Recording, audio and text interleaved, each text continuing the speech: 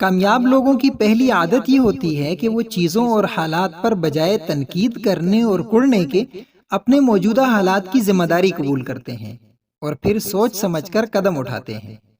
انہیں اس بات پر یقین ہوتا ہے کہ ہم قدم اٹھانے میں آزاد ہیں اور ہمارے اندر رد عمل میں چناؤ کی صلاحیت موجود ہے۔ اس بات کو مثال کے ذریعے یوں سمجھا جا سکتا ہے کہ اگر آپ کو کوئی برا بھلا کہہ دے یا آپ سے لڑائی جھگڑا کرے تو آپ کے پاس اختیار ہے کہ آپ اینٹ کا جواب پتھر سے دیں یا معاف کر کے حسن سیرت اور اچھی تربیت و کردار کا مظاہرہ کریں۔ دراصل یہ صلاحیت ہر شخص میں ہوتی ہے کہ وہ اپنے ساتھ پیش آنے والے حالات میں کیسا رد عمل دیتا ہے۔ پروایکٹیو پیراڈائم یہی ہے کہ مجھے چناؤ کی آزادی ہے اور آج میں جو کچھ بھی ہوں زندگی میں اپنے کیے گئے فیصلوں کی وجہ سے ہوں۔ جب تک انسان پوری گہرائی اور صدق کے دل سے یہ اقرار نہیں کرتا کہ آج جو میں ہوں یہ دراصل میرے ہی گزشتہ کل کے کیے ہوئے فیصلوں کا نتیجہ ہے، اس وقت تک انسان اپنے حالات کی ذمہ داری قبول نہیں کر سکتا اور نہ پہلے سے مختلف فیصلے کر سکتا ہے۔ اگر آپ اپنے حالات کا ذمہ دار دوسروں کو قرار دیں تو آپ کے اندر عمل کا جذبہ ٹھنڈا پڑ جائے گا۔ آپ صرف دوسروں کے خلاف شکایتیں اور احتجاج کرنے میں مشغول رہیں گے اور خود کچھ نہ کر سکیں گے۔ غلطی کرنا بشری کمزوری ہے، مگر جھوٹا الزام لگانا سرکشی ہے، اور کمزوری کے مقابلے میں سرکشی یقیناً زیادہ بڑا جرم ہے۔ اور اگر آپ اپنی ناکامی کو خود اپنی غلط کارکردگی کا نتیجہ سمجھیں تو آپ کا ذہن نئی اور زیادہ بہتر تدبیر سوچنے میں لگ جائے گا اور آپ سست پڑنے کے بجائے مزید پہلے سے زیادہ متحرک ہو جائیں گے۔ ہمارا عقیدہ بھی یہی ہے کہ ہم اپنے عمل میں آزاد ہیں، ہم کسی بھی معاملے میں مجبور محض نہیں۔ اس وجہ سے آخرت والے دن ہم سے سوال و جواب ہوگا اور اس کی بنا پر جزا و سزا کا تعین ہوگا۔ اس لیے ہمیں چاہیے کہ سوچ سمجھ کر انتخاب کر کے بہترین قدم اٹھائیں تاکہ اللہ تعالیٰ کے سامنے شرمندہ نہ ہونا پڑے۔ شریعت میں بھی اس حوالے سے یہ رہنمائی موجود ہے کہ انسان کی زندگی میں پیش آنے والے حادثات و واقعات کے سلسلے میں تو وہ مجبور ہے، لیکن ان مواقع پر کیا رد عمل دینا ہے اس معاملے میں وہ آزاد ہے، اور اسی رد عمل کے انتخاب پر ہی اس کی دنیا و آخرت کی کامیابی اور ناکامی کا دار و مدار ہے۔ انسان چونکہ اشرف المخلوقات ہے، اس لیے یہ صلاحیت صرف اسی میں پائی جاتی ہے، دنیا کی کسی بھی اور مخلوق میں یہ اہلیت نہیں پائی جاتی۔ اگر ہم جانوروں کی تہذیب و تمدن، ان کے کھانے پہننے اور رہنے سہنے کے طور طریقوں کو دیکھیں تو آج بھی وہ وہی ہیں جہاں ہزاروں سال پہلے تھے، جبکہ انسانی تہذیب و تمدن ترقی اور ارتقاء کے کئی منازل طے کر چکی۔ فرق ان میں اور ہم میں صرف یہ ہے کہ ہم اپنی پروگرامنگ تبدیل کر سکتے ہیں اور اپنی مرضی سے کسی بھی عمل کا رد عمل دے سکتے ہیں۔ ابھی تک کی بات کا خلاصہ یہ ہوا کہ بحیثیت انسان ہم اپنے ہر عمل کے ذمہ دار ہیں، ہم میں قدم اٹھانے کی صلاحیت موجود ہے اور ہر چیز کو ممکن بنانے کی ذمہ داری ہے۔ اس کے لیے چند نکات کی طرف توجہ ضرور رہنی چاہیے۔ ان میں سے پہلی یہ ہے کہ ہمارے اعمال کی بنیاد عارضی یا فوری جذبات نہیں ہونے چاہیے۔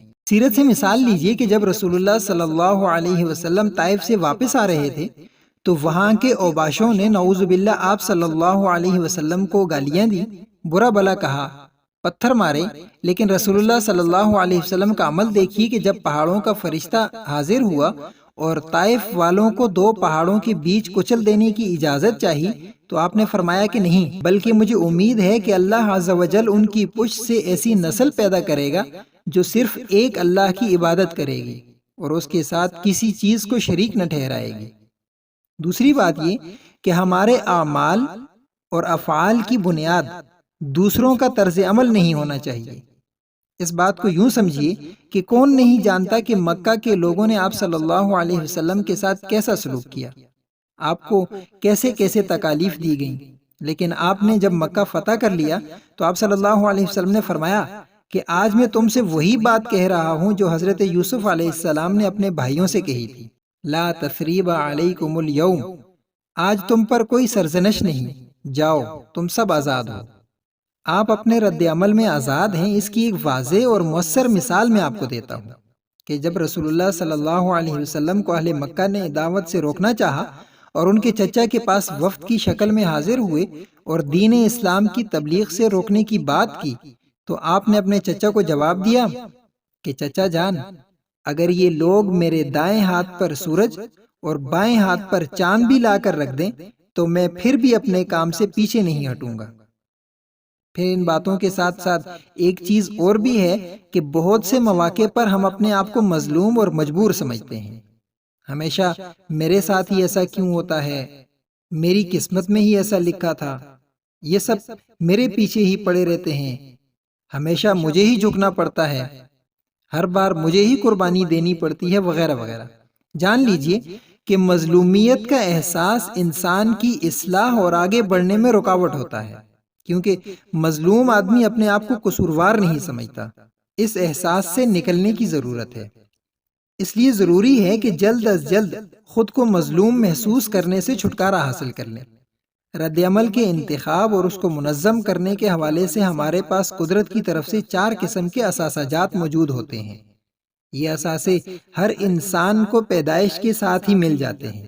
اب انسان کا کام ہے کہ وہ ان سے کس قدر فائدہ اٹھاتا ہے یا بصورت دیگر ان کو نظر انداز کر دیتا ہے۔ یہ خوبیاں یا اثاثہ جات ہر انسان کے اندر ہوتے ہیں۔ نمبر 1، خود آگہی۔ یہ وہ صلاحیت یا خوبی ہے جس کی بدولت انسان اپنے آپ سے آگاہ ہوتا ہے، اپنے احوال، خیالات اور حالات کا تجزیہ کر سکتا ہے، اپنے زاویہ نظر کی جانچ کر سکتا ہے۔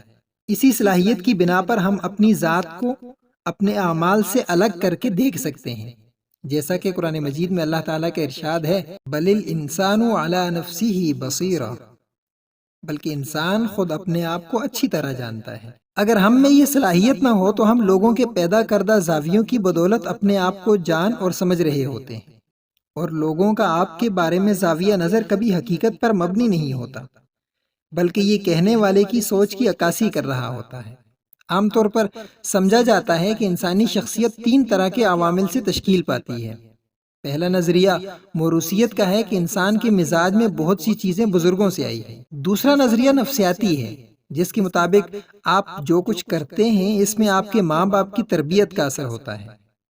تیسرا نظریہ ماحول کے اثر کا ہے، جو کچھ آپ اپنے ارد گرد کے لوگوں کو کرتے دیکھتے ہیں اور سنتے ہیں، اس سے آپ کی شخصیت بن رہی ہوتی ہے۔ یہ اور ان جیسی دوسری آراء محض رائے دینے والے کی سوچ کی عکاسی کر رہی ہوتی ہیں، یہ حقیقی اور اصلی وجوہات نہیں ہیں۔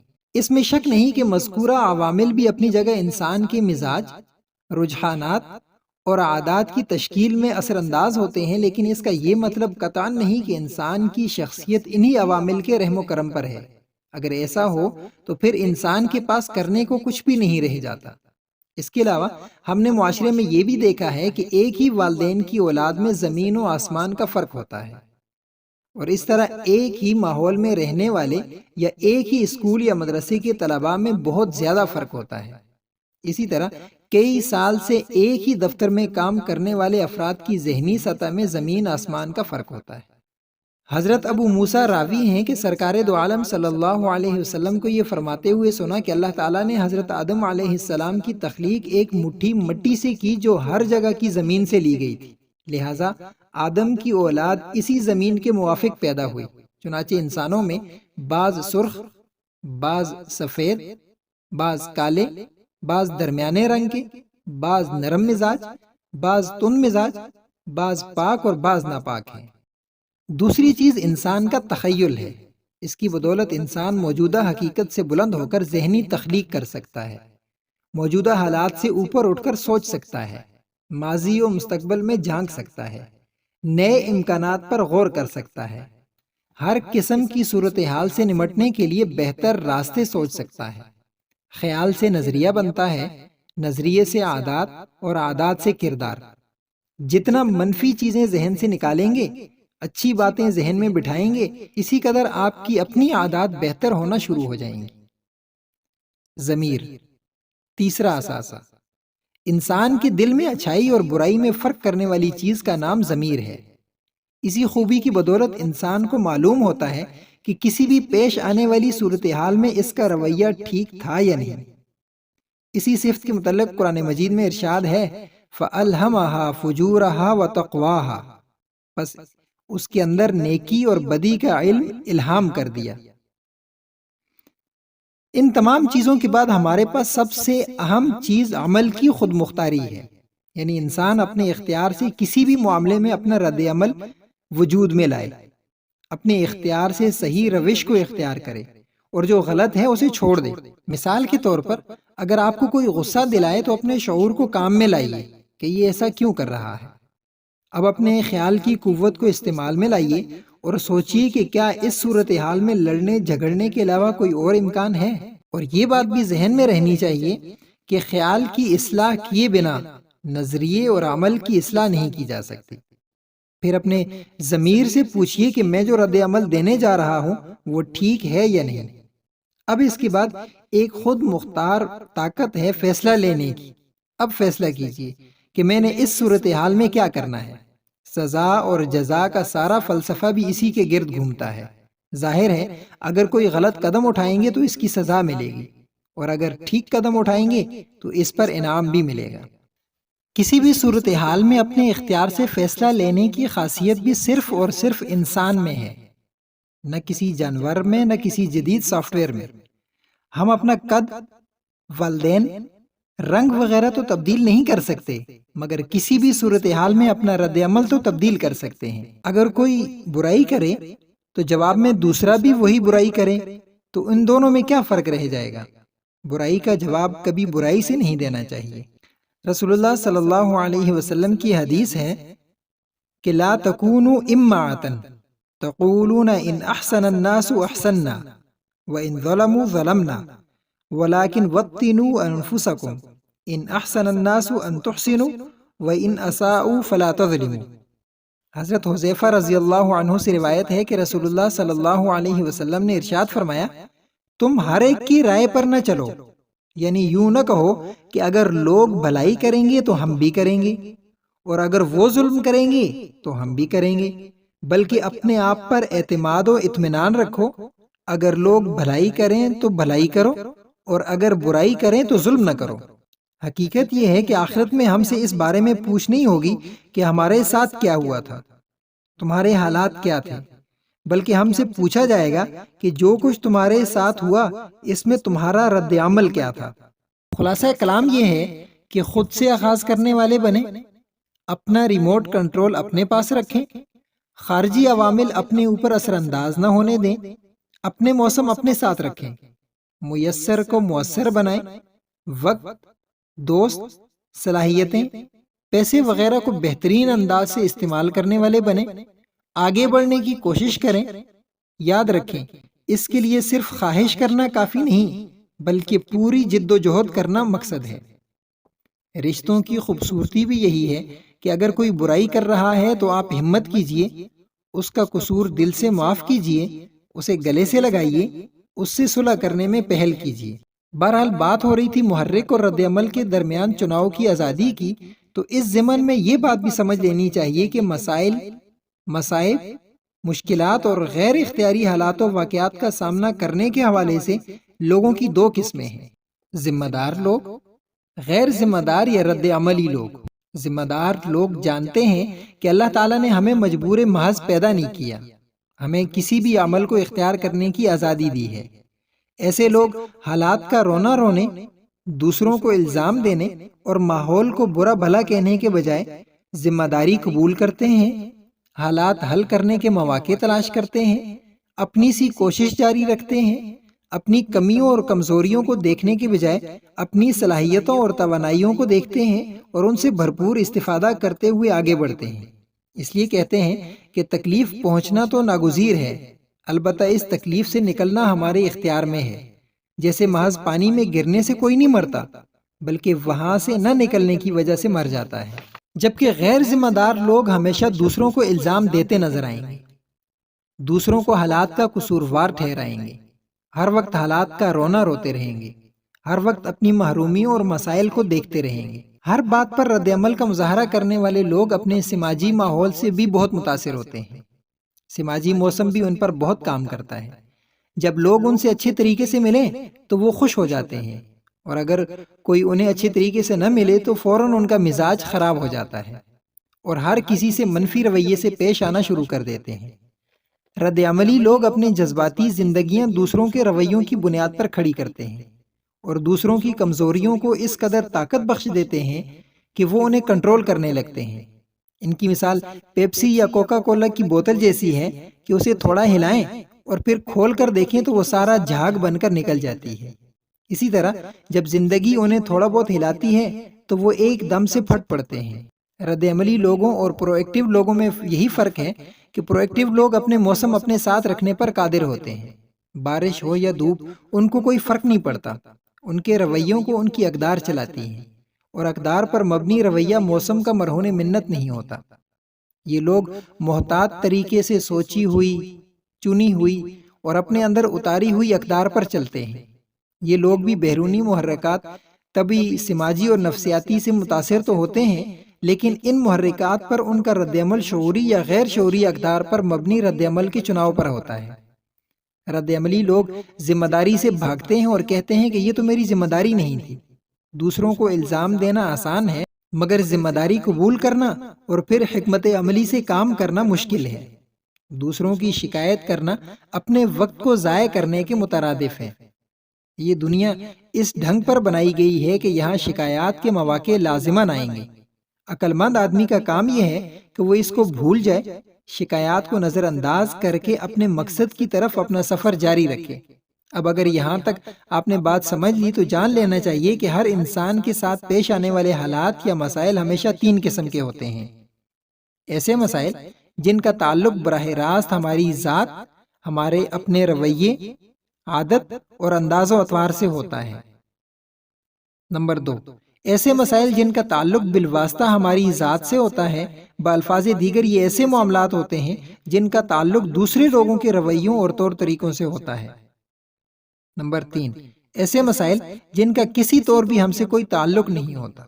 پہلی طرح کے مسائل کا حل اپنی ذات پر کام کرنے سے ہوگا۔ اس کے لیے مصنف نے اسی کتاب کی پہلی 3 عادتوں پر عمل کرنے کی تجویز دی ہے، تاکہ ہم اپنے رویے، انداز و اطوار وغیرہ کے ذریعے اپنے حالات کو کنٹرول کر سکیں۔ دوسری طرح کے مسائل کو حل کرنے کے لیے ہمیں اسی کتاب میں درج دوسری 3 عادات پر کام کرنے کی ضرورت ہے۔ تیسری قسم کے مسائل ایسے ہوتے ہیں جن مسائل کا ہماری اپنی زندگی سے کوئی تعلق نہیں ہوتا۔